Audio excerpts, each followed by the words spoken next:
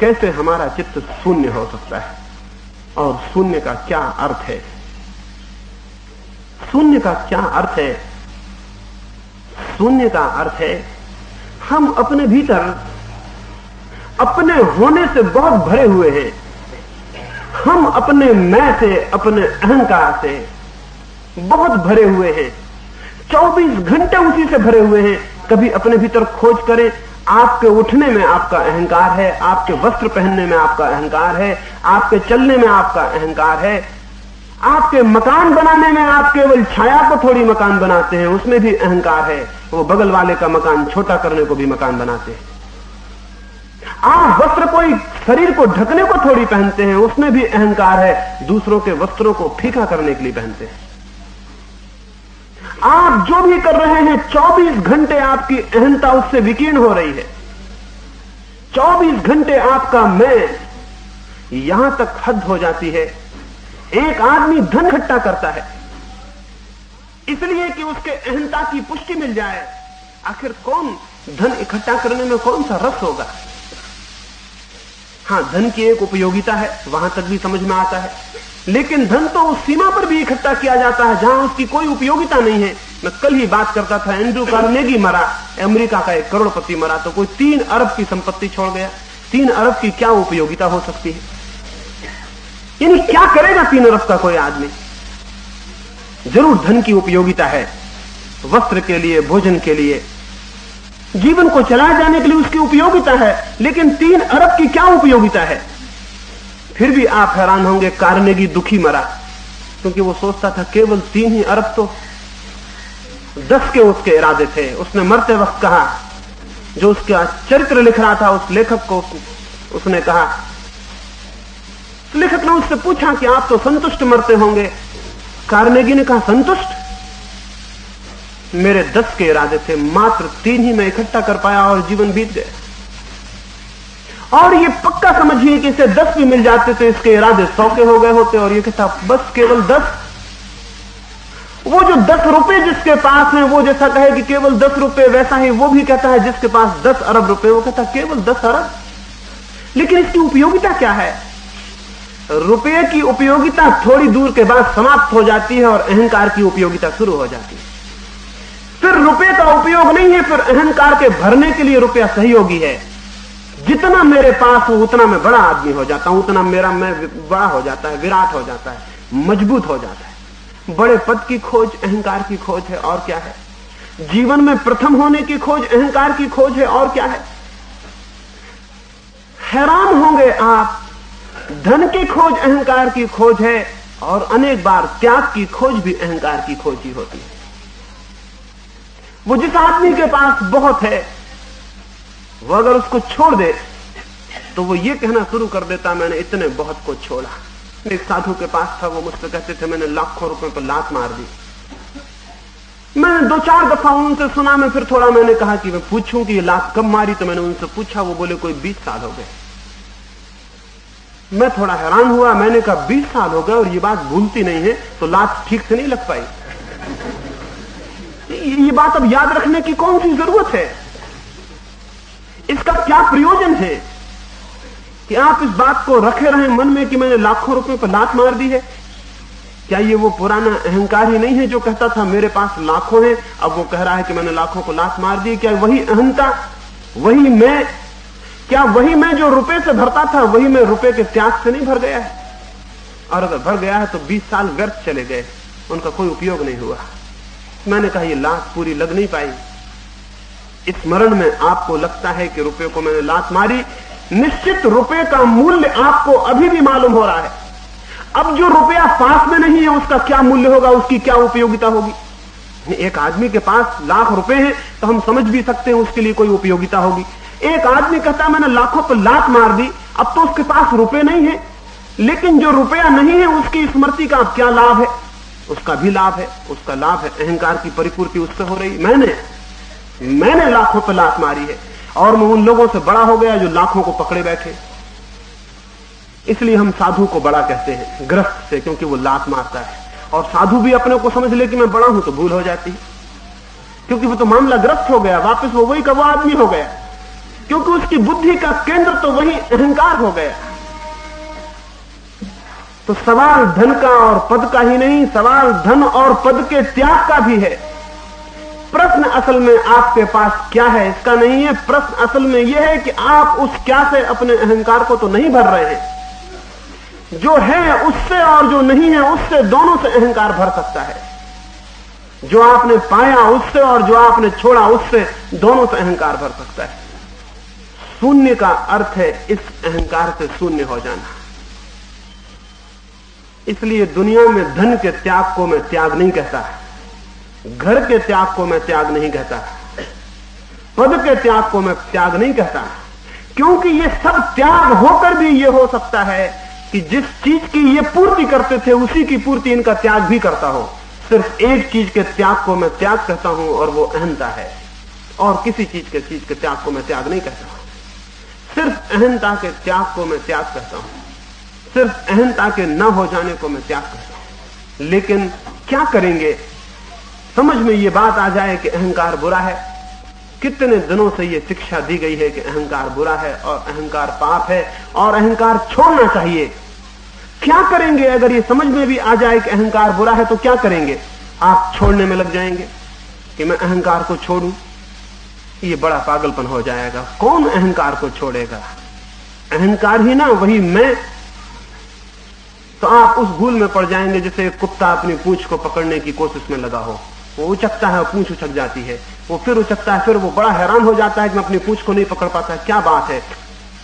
जितना वो नहीं पकड़ पाता है उतना ही दौड़ता है, उतनी ही मुश्किल हो जाती है। कुत्ता अपनी पूंछ को नहीं पकड़ सकता, अहंकार को नष्ट नहीं कर सकता है। अहंकार को विनाश करने के लिए अनेक लोग उत्सुक होते हैं कि अहंकार चला जाए, लेकिन जितनी भी चेष्टा करते हैं अहंकार उनके डर के कारण उतना सूक्ष्म होता चला जाता है, पीछे सरकता जाता है, ऊपर से विलीन हो जाता है, भीतर बैठ जाता है।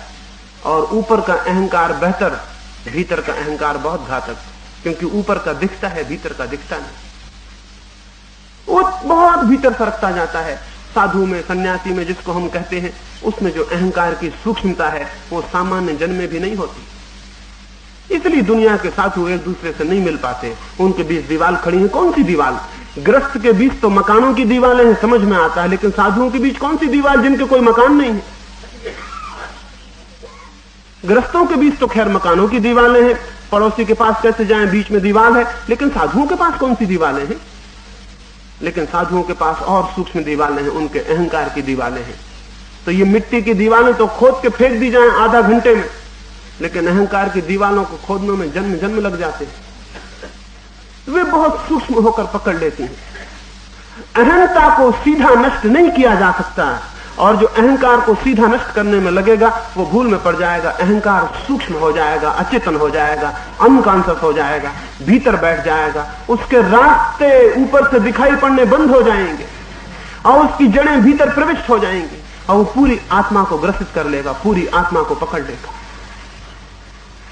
एक छोटी सी कहानी कहूं, उससे समझ में आएगा कि निरअहंकारी आदमी से मेरा क्या अर्थ है, और फिर मैं समझाऊं कि कैसे निरअहंकार उत्पन्न हो सकता है, तो शून्यता समझ में आ जाएगी। एक गांव के बाहर एक युवा सन्यासी बहुत दिन तक ठहरा था।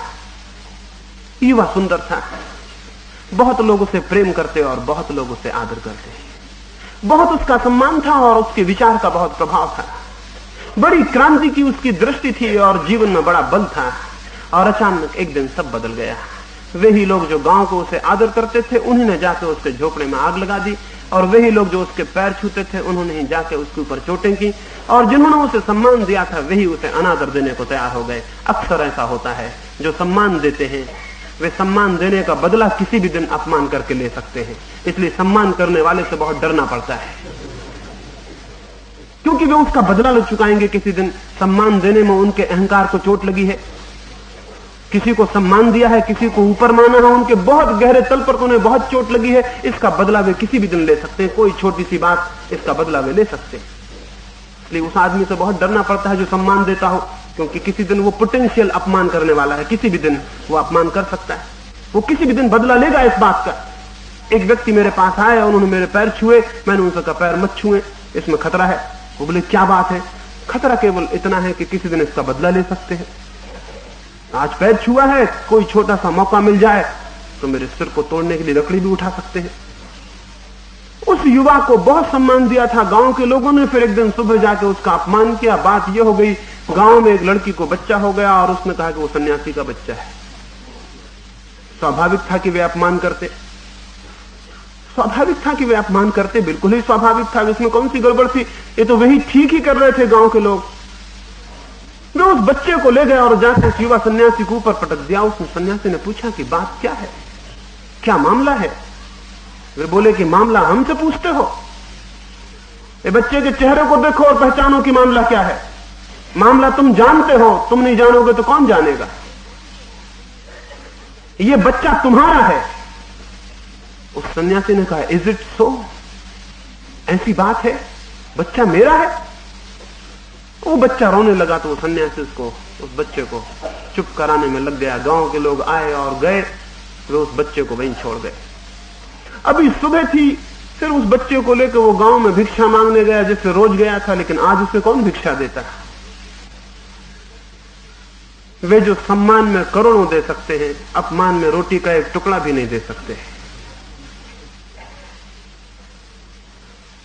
कौन उसे रोटी देता?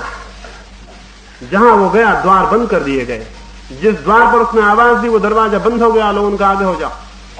और पीछे भीड़ थी। एक बच्चे को लेकर किसी सन्यासी ने शायद जमीन पर कभी भीख ना मांगी होगी। वो बच्चा रोता था और वो भीख मांग रहा था। वो बच्चा रो रहा था, वो सन्यासी हंस रहा था। उन लोगों पर जिनका इतना आदर था और जितना इतना प्रेम था।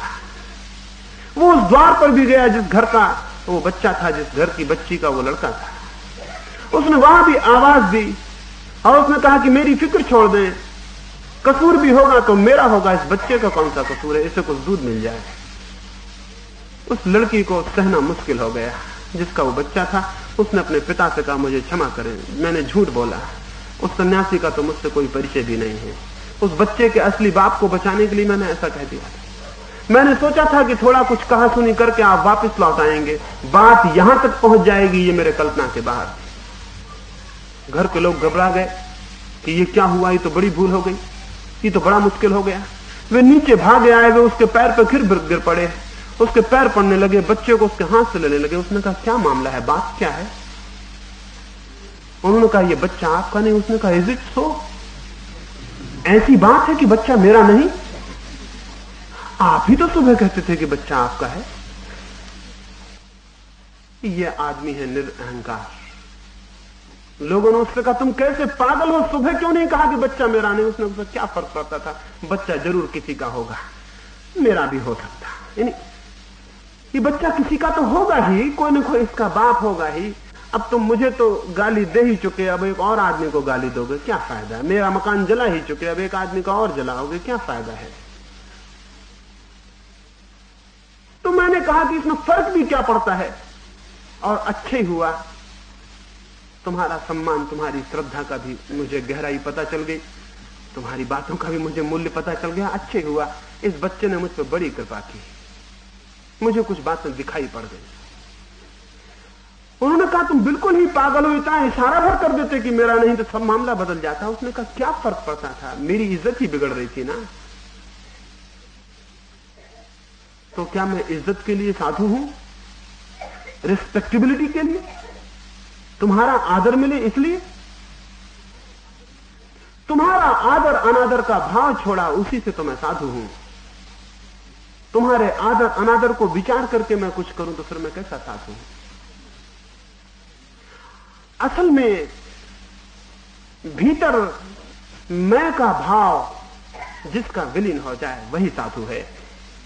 और मैं का भाव विलीन हो जाना सीधा नहीं होता, कुछ और रास्ते से परोक्ष होता है, इनडायरेक्ट होता है।